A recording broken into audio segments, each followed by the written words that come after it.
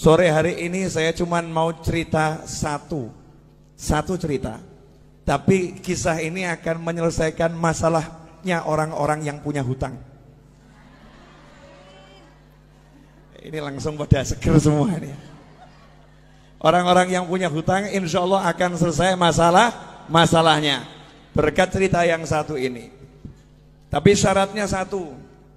Syaratnya jangan matikan nabimu, jangan wafatkan nabimu, jangan hilangkan nabimu Muhammad sallallahu alaihi wasallam. Nabi hanya pindah dari alam dunia pindah ke alam barzah, pindah ke sana. Bahkan tubuhnya Nabi tidak mati, tubuhnya tidak mati. Nama kematian buat Nabi hanya keluarnya roh dari jasad. Tapi jasadnya enggak meninggal, jasad Nabi tidak mati. Baru jasadnya syuhada saja masih hidup.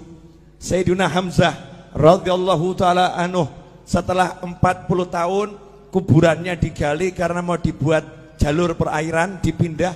Ada salah satu alat gali yang kena tubuhnya, jenazahnya.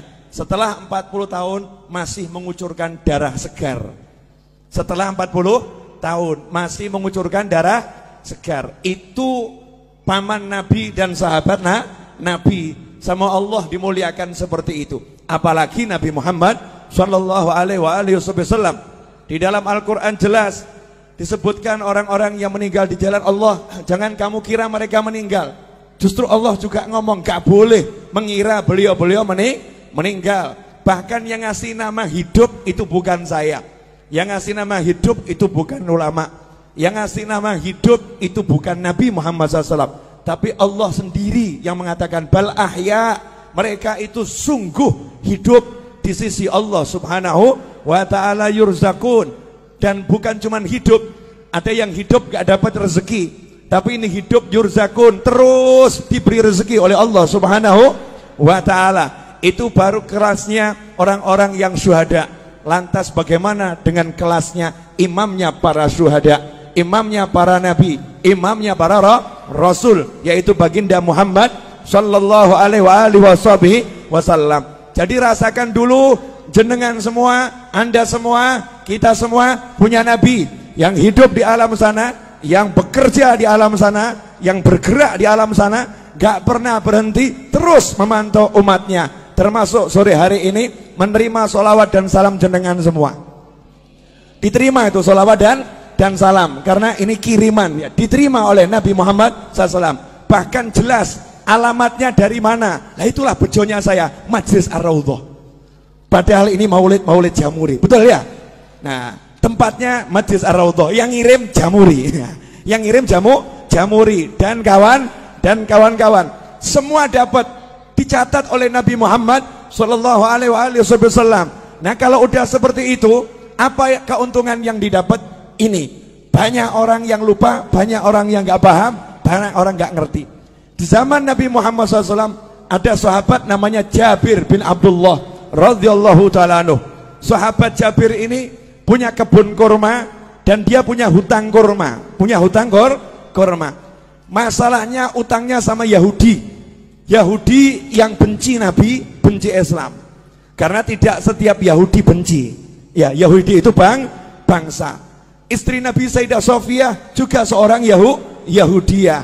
Yang dibenci itu adalah ajarannya Yahudi yang memusuhi Islam. Lah ini udah ajarannya Yahudi, orangnya Yahudi pula. Bencinya sama Nabi luar biasa.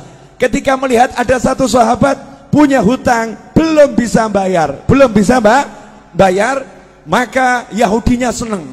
Ini saatnya untuk menghina sahabatnya Nabi. Ini saatnya untuk merendahkan sahabatnya Nabi Muhammad sallallahu alaihi wasallam. Maka datanglah Yahudi ke kebunnya Jabir bin Abdullah radhiyallahu anhu untuk nagih utang. Ibu-ibu pernah diparani, ditagih? Tahu rasanya? Diparani gak punya duit, enak rasanya ya? Diparani sama orang yang badannya mungkin gede-gede, mungkin badannya tidak enak dilihat, wajahnya serem, itu tidak seberapa. Tapi kalau yang nyamperin ibu-ibu mulutnya cerewet, itu luar biasa. Ada mau bayar kapan utangmu? Utang nanti dibayar. Wah itu lebih dari pria-pria yang badannya besar itu, yang cerewetnya luar biasa, kalimatnya menusuk dan merobek-robek jiwa dan menyebabkan ibu sakit hati ketemu orang yang seperti itu. Hari itu Yahudi datang ke tempatnya Jabir. Nabi Muhammad SAW dimintai tolong sama Jabir, ya Rasulullah, tolong utang saya ini biar bisa ditunda, dibayar tahun depan. Yahudinya diajak bicara. Nabi ngajak sahabat, ini kerennya di sini, hebatnya di sini. Ada satu teman Nabi, sahabat Nabi punya utang. Uangnya buat bayar gak cukup, kebunnya buat bayar gak cukup. Nabi Muhammad SAW tidak duduk di rumahnya, tapi Rasulullah SAW ngajak sahabat-sahabatnya, yuk kita ke rumahnya Jabir, ayo kita ke kebunnya Jabir. Kasihan itu, Jabir digeruduk Yahudi, Jabir disamperin Yahudi. Ini Yahudinya lagi nagih Jabir, mau menghinakan Jabir. Berangkat Nabi Muhammad SAW bersama sahabat. Kemudian Rasul sendiri yang ngajak ngomong bicara si Yahudi. Artinya Nabi SAW tokoh masyarakat, Rasul punya jabatan, punya kedudukan, mau membela orang yang ditagih hutang, mau membela orang yang terlilit hutang. Saat itu Nabi belum punya duit, karena Nabi kalau punya duit tekno didom langsung, dibagi-bagi langsung habis. Apa sabda Nabi buat orang yang terlilit hutang? Kadang ini mubalih nggak paham, kemudian menyebutkan hadis yang seakan-akan orang meninggal punya hutang itu sengsara. Salah. Dulu Nabi Muhammad SAW bersabda, siapa yang meninggal punya hutang, saya tidak akan sholatkan jenazahnya. Maksudnya bukan karena benci, Nabi tidak mau nyolatkan jenazahnya dulu, minta sahabat yang punya duit, beres no ini, bayari hutangnya, sehingga masuk kubur udah selesai, gak ada hutang piutang. Kalau kita alhamdulillah sudah niru, kalau ada hutang piutang jadi tanggungan saya, tanggungan kami atau keluarga. Jadi Nabi nggak mau SAW ada umatnya yang meninggal dalam keadaan masih punya hutang. Makanya Nabi ngomong sama sahabat, tidak sama mulai sholat dulu sebelum hutangnya dilunaskan. Tapi begitu Nabi punya hutang, apa sabda Nabi Muhammad SAW? Siapa yang meninggal punya hutang, Nabi punya uang ya, siapa yang meninggal punya hutang, saya yang bayar hutangnya, saya yang lunaskan uangnya. Kalau dia nggak punya hutang, biar uangnya milik ahli warisnya. Kalau punya hutang, aku yang bereskan. Mana konglomerat sekarang yang berani ngomong begitu? Mana saudara yang berani ngomong begitu? Mana umat Islam yang berani ngomong begitu untuk orang yang tinggal di satu kampungnya? Yang di kampung ini yang punya hutang, kalau meninggal aku yang melunaskan. Mana yang seperti itu? Nabi Muhammad SAW bangkit membela sahabatnya, diajak ke rumah Jabir. Sampai di situ Nabi ngomong langsung sama yang namanya Yahudi. Yahudi, gini aja, kalau boleh pembayarannya ditunda, diundur, kasih perpanjangan waktu. Yahudinya ngomong, ya Abul Qasim, wahai Abul Qasim, julukan Nabi Muhammad SAW, wahai Abul Qasim, tidak bisa, hari ini juga harus dibayar. Bu, kalau jenengan ditagih utang 5 miliar, hari ini harus dibayar. Ngeluh atau enggak ngeluh? Ngeluh ya. Punya uang cuma 100.000, tagihannya 5 miliar. Pusing atau enggak pusing? Pusing. Lah ini Nabi Muhammad SAW datang, kasusnya begitu. Kebun kurma ini buahnya cuma sedikit, hutangnya bertonton, jadi enggak mungkin bisa dibayar. Maka Nabi mengatakan kepada Yahudinya, tunggu sebentar. Kemudian Jabir bawa kurma sedikit, disuguhkan Nabi Muhammad SAW. Itulah adabnya sahabat. Kedatangan Nabi, sepunyanya apa ya disuguhkan. Nih ya Rasulullah, kurma muda disuguhkan. Setelah itu Nabi Muhammad SAW ngelilingi kebun kurmanya Jabir.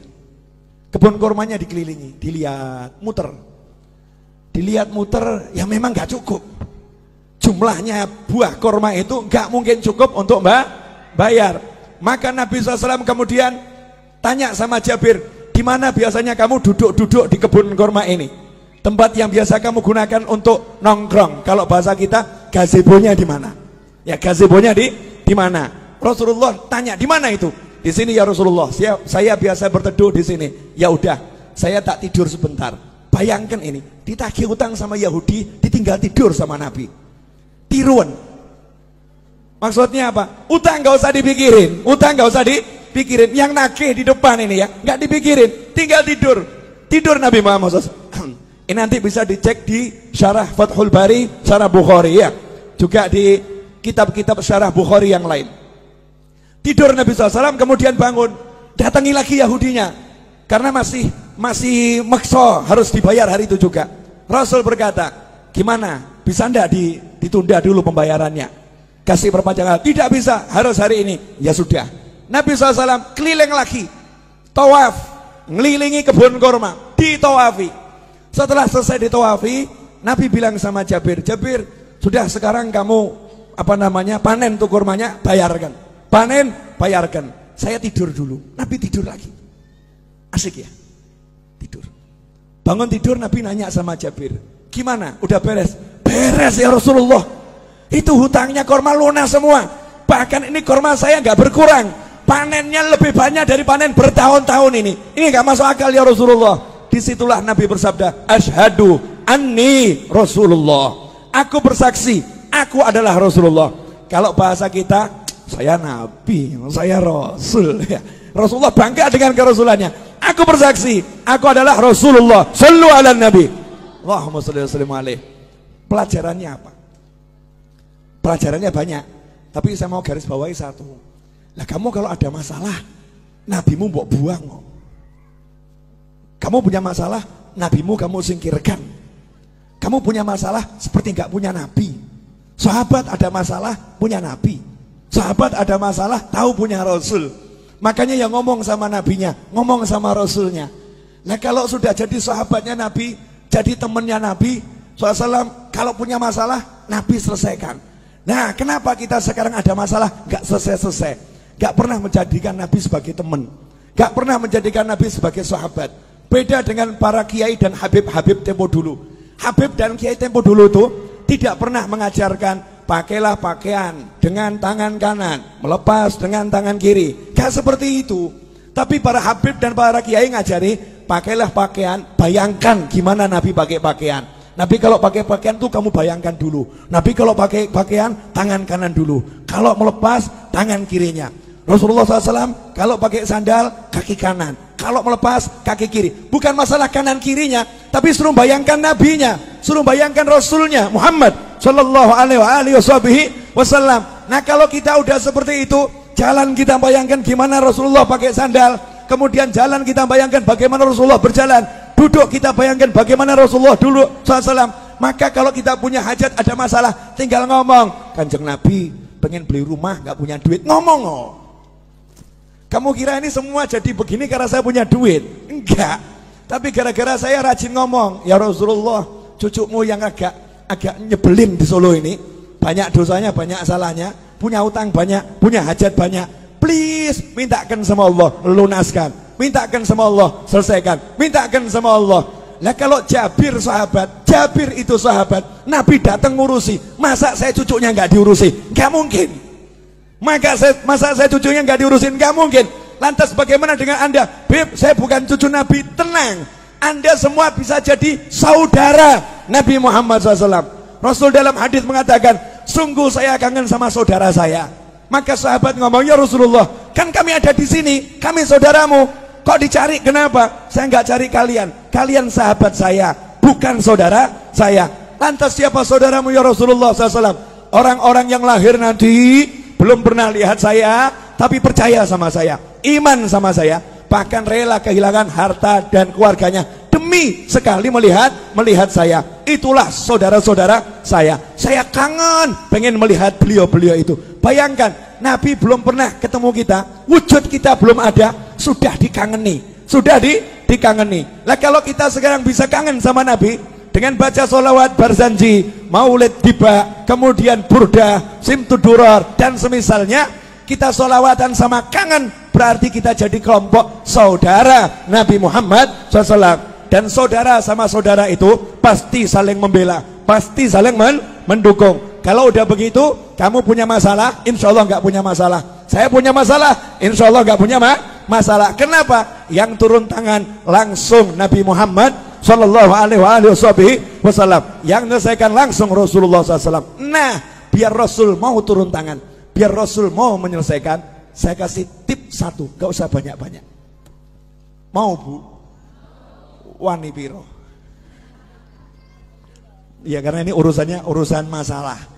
Banyak orang zaman sekarang kan penuh masalah, bingung solusi. Gampang. Ilmunya orang tua. Pegang tasbih, baca nariyah 4.444 kali. Pegang tasbih, baca munjiah 1.000 kali. Solawat, pegang solawat. Solawatin masalahmu. Ada orang ngomong, Beb, ini kan urusan dunia. Masa solawat dipakai urusan dunia? Loh, kamu tuh masa urusan dunia mau pakai apa kalau nggak pakai takwa? Urusan dunia itu diraih dengan takwa. Kamu punya hajat pengen kabul harus doa. Doa nggak pakai solawat nggak diterima sama Allah. Sehebat apapun orangnya doa, nggak pakai solawat nggak diterima sama Allah Subhanahu wa ta'ala. Sehebat apapun orangnya sholat, nggak pakai solawat nggak diterima sholatnya oleh Allah Subhanahu wa ta'ala. Sehebat apapun orang khutbah Jumat, gak pakai solawat, gak diterima oleh Allah Subhanahu wa ta'ala. Kalau hidupmu gak ada solawat, gak diterima oleh Allah Subhanahu wa ta'ala. Dan kalau kamu hanya ingat Allah, gak mau ingat Nabi Muhammad SAW, Islammu ditolak oleh Allah Subhanahu wa ta'ala. Sebelum minta apapun, suruh mengedepankan Allah Rasulullah, Allah Rasulullah. Dalam sholawat sudah ada semuanya. Allahumma sholli, Allahumma sholli.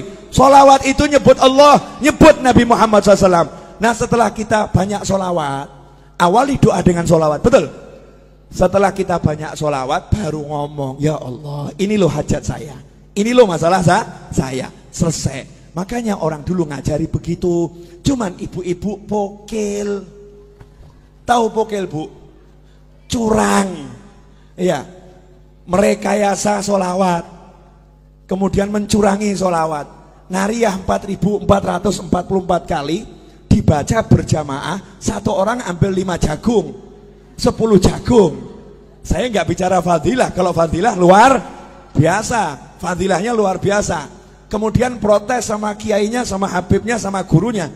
Saya udah baca nariyah berjamaah, tapi hajat kok nggak kabul-kabul. Habibnya jawab kabul, cuman kabulnya juga berjamaah, jadi dicicil saudara-saudara. Kabulnya dicicil, diangsur. Kalau pengen kabulnya cespleng, ya kamu sisakan waktu khusus. Minta izin sama suamimu. Ya, suami, kamu butuh mobil, butuh rumah, butuh hutang lunas. Iya, dah kamu urus anak-anak, aku izin ngurung diri di kamar 5 jam, jangan diganggu. Ngapain? Mau nariyah. Pegang tasbih, baca nariyah 4.444 kali. Setelah itu keluar ngomong sama suami, jangan kamu pikir lunas hutangmu. Niru Nabi, Nabi tidur. Nabi tidur, dah silahkan pergi kerja, gak usah dipikir. Main-main sama anak, gak usah dipikir, lunas. Suaminya nanya, lunas piye? Duit gak ono, tenang, Nabi yang bereskan. Lah caranya piye? Ojo takok aku. Caranya gimana? Jangan tanya saya. Janji Allah, wa yarzuqhu min haitsu la yahtasib. Allah akan kasih rezeki dari arah yang gak pernah diduga. Itu kalau kita pegangan sholawat. Dan tidak mungkin sia-sia orang yang berpegang sholawat. Nah sayangnya kita sukanya susah. Ini ibu-ibu jamur ini kan gak ada wajah-wajah susah, gak ada ya. Gak ada wajah-wajah susah, gak ada. Walaupun hidupnya mungkin ada yang agak susah, tapi tetap gak susah, paham ya? Lah hidupmu penuh nikmat kok susah? Hidupmu penuh nikmat kok susah? Karena ini 30 hari sholawatan terus. Jadi ya suami ditinggal loh ini. Suami, bojo, bye-bye. Pak, sholawat dulu ya Pak ya. 30 hari suaminya ditinggal. Dari mulai zuhur sampai maghrib, anaknya ditinggal. Serahkan suaminya, tolong urus anak-anak dulu ya. Yang udah dewasa udah nak, mau ikut, gak mau ikut, kamu jalan sendiri. Ibu berangkat sholawatan. Begitu pula ibu-ibu. Lah kok ragu, hajatnya gak kabul? Kan manusia aneh bin ajaib. Berarti gak percaya sama nabinya, gak yakin sama rasulnya. Yakin sama rasulmu, percaya sama nabimu. Ikhwani rahimakumullah. Terakhir, karena saya baru nyampe dari Jatibarang, 2:30 malam tadi saya masih di sini. Tadi jam 8 saya ceramah di Jatibarang. Ya, dari Jatibarang saya balik ke sini. Nanti maghrib saya ke Jogja insyaallah.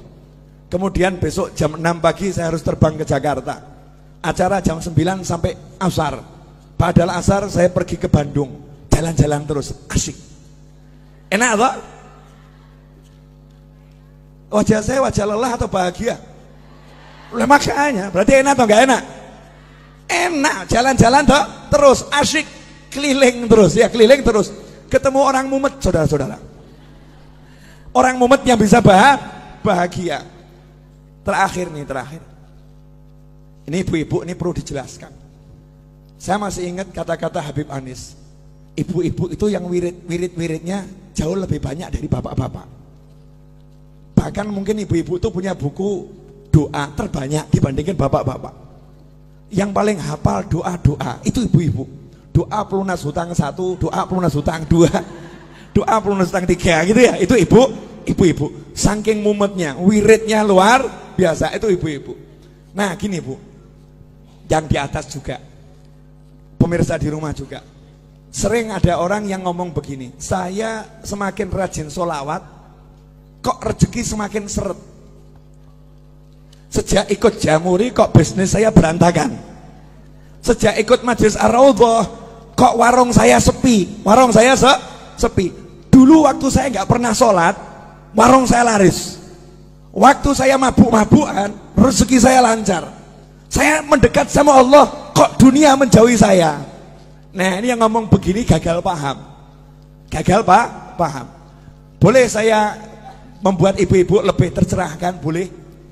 Bu, pilih duit atau sehat? Pilih anak atau duit? Gini, ulangi. Pilih duit atau sehat? Pilih punya anak atau enggak punya anak? Pilih punya duit tapi enggak punya anak, atau enggak punya duit tapi punya anak? Mesti ngeyel. Punya duit, punya anak. Kenapa saya nanya seperti ini? Maksud saya begini loh. Yang namanya duit itu kecil. Tahu kata Allah Ta'ala, dunia dan segala isinya la ta'dilu janaha ba'udlah. Dunia dan segala isinya tidak sepadan dengan sebelah sayap nyamuk. Sebelah sayap nyamuk sama dunia, maqablal akhirah, semuanya itu. Planet-planet, kemudian galaksi, antariksa, dan segala isinya, kalau ditimbang dibandingkan sebelah sayap nyamuk, kata Allah Ta'ala, masih berat sayapnya nyamuk dalam pandangan Allah. Artinya gak ada artinya sama sekali. Jadi kalau kamu punya duit seberapapun, itu rezeki yang remeh-temeh, rezeki yang hina, rezeki yang kecil, rezeki yang jelek. Karena jeleknya yang kafir dikasih, yang maksiat dikasih. Barang elek, silakan ambil. Barang jelek, ambil. Boleh saya minta? Oh boleh. Barang elek, jelek, ambil. Karena jelek. Barang bagus, saya minta. Nanti dulu, syarat dan ketentuan berlaku. Syarat dan ketentuan berlaku. Nah yang barang bagus apa? Bisa sholat, bisa zikir, bisa sholawat, bisa bekti sama orang tua, bisa puasa, bisa baca Al-Quran, bisa menikmati maulid. Ini rezeki yang luar biasa. Makanya ketika kamu mendekat sama Allah, kemudian kok duniamu kecil, kecil, itu tanda-tanda bahwasanya kamu dikasih rezeki yang sangat besar. Masalahnya duitmu seret, itu aja. Cuman duit yang seret, tapi kan mata sehat, telinga sehat, kaki sehat, semuanya sehat, bisa menikmati majelis, bisa bahagia. Ada orang yang duitnya banyak, habis buat berobat. Ada orang yang duitnya banyak, habis untuk memuaskan nafsunya, nggak puas, cari bahagia, nggak bahagia. Dan jenengan modal masuk Jamuri, duduk silo, selonjor, sender, bahagia. Kok murah men ya? Gampang men nih, bahagianya, mudahnya luar biasa. Nikmat dari Allah Subhanahu wa Ta'ala. Kuncinya di situ. Buang dulu dunia dari hati, kecilkan. Gak ada manfaatnya, cilik, gak ada artinya. Setelah bisa kamu buang, nanti di situ dunianya akan datang. Bahasa saya begini, perempuan cantik itu kalau dikejar semakin gaya. Betul? Ini pengalaman pribadi ini. Ya, pria tampan kalau dikejar juga semakin gaya. Tapi kalau dicuekin pasti penasaran. Ini semua orang ngejar saya ya. Kok yang satu ini cuek-cuek saja ya? Akhirnya kebalik. Yang cantik tadi itu akan ngejar, betul ya? ngejar. Lah kalau kamu pengen dikejar dunia, cuekin dunianya. Cuekin dunianya. Kalau kamu cuek sama dunia, dunianya nanti akan penasaran. Kok aku nggak disentuh ya? Aku nggak dicari sama dia ya? Aku kok nggak dianggap ya? Dunianya akhirnya jor-joran. Ambil, ayo, tertarik sama aku. Ambil, tertarik sama aku. Kita tetap nyantai-nyantai saja. Cuek, nggak ngaruh, nggak ngaruh. Nggak ngaruh, nggak ngaruh. Itu kunci untuk menguasai dunia. Rahasianya di situ. Terakhir. Nah, ini saya ceramah bengak-bengok biar ngantuknya hilang kabeh. Karena ini jamnya jam ngantuk dari tadi jam 1 kan ya. Ngantuk terakhir ibu-ibu yang dimuliakan Allah Subhanahu wa ta'ala. Jadi kalau ada masalah gak usah bingung, gelar sejadah, pegang tasbih, baca sholawat, selesai. Setelah itu ojo mbok pikir, jangan dipikir, lanjutkan kehidupan. Masak ya masak, ngobrol sama anak ya ngobrol sama anak. Dan jangan buka handphone kemudian share sama temennya, sumpek aku sumpek. Nah ini gak selesai masalah ini. Sumpek, saya lagi sumpek, saya lagi banyak masalah. Semakin kamu nyebut, semakin sumpek itu. Semakin sumpek. Udah kamu duduk baca sholawat, selesai, gak usah di-share. Walaupun suamimu nyebelin, gak usah diurus, sholawatin, selesai. Terus saya punya pengalaman, orang curhat sama saya, Beb, ini suami saya kok ngombak-ngambek terus nih, Beb. Pulang ke rumah ketemu suami wajah ngambek terus. Suntuk saya, Beb. Gimana caranya? Sholawat ono. Selesai. Jadi nanti kamu ngelus-ngelusnya sama sholawatin. Allahumma sholli ala sayyidina Muhammad. Di hati saja tidak disolawatin. Besoknya laporan lagi, Beb, alhamdulillah gimana? Udah nggak ngambek lagi. Silakan dipraktekkan ibu-ibu ya. Kalau suaminya suka ngambek-ngambek, sholawatin. Ya, sholawatin. Kalau kerja di perusahaan bosnya ngambek-ngambek, sholawatin. Kalau ada pelanggan yang ruwet, sholawatin. Beres, nggak mungkin tidak beres. Jaminan 100%, 100%. Ini yang ngomong sudah praktek. Yang ngomong sudah praktek. Kalau ketemu orang ruwet-ruwet, modal saya tak sholawatin, selesai. Ya, sholawatin selesai. Kalau saya nggak kuat nyolawatin, saya titip teman-teman saya, duduk di musola baca munjiah 100 kali. Saya punya hajat. Duduk di tanah sana baca munjiah 1000 kali. Saya punya hajat. Giliran saya nyupir ceramah, saya ceramah, yang lain sholawat. Selesai ceramah, selesai masalah. Mau praktek? Jangan, berarti kamu nunggu masalah dulu. Jangan praktek untuk masalah, praktek untuk hajat. Terima kasih, jazakumullah khairan katsiran. Insyaallah yang sedikit ini barokah dan manfaat.